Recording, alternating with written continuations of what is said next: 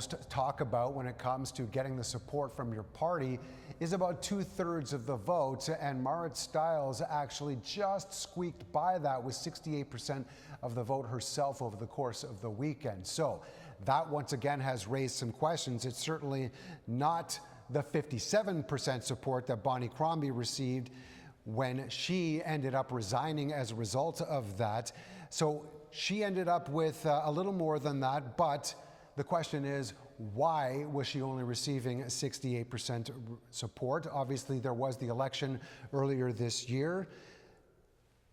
That ended up being 27 seats for the NDP and just 18.5% of the popular vote. So she announced she would stay on as leader. She's promising sweeping changes.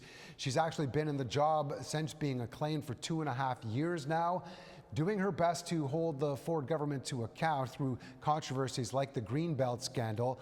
Now it's about building things up again based on NDP roots in support from labor unions. That was the message coming out of the weekend, something that fell heavily in favor of the Premier Ford and his election campaign, which is based on protecting Ontario and standing alongside a lot of those union leaders over the course of that campaign. Here's what Stiles had to say over the weekend.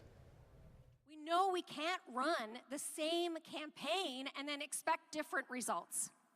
So we will learn from that last election. We will build beyond the solid core that, yes, we held, and we will hold Doug Ford to account. It's always easy in front of an audience that has that support naturally at the NDP convention. But if you look at the polls, since the election, Doug Ford continues to actually climb while the NDP has continued to fall. Meanwhile, the Liberals, even before the resignation of Bonnie Crombie, have actually creeped up in support as well. So it will be interesting to see how things play out in the months and the years ahead.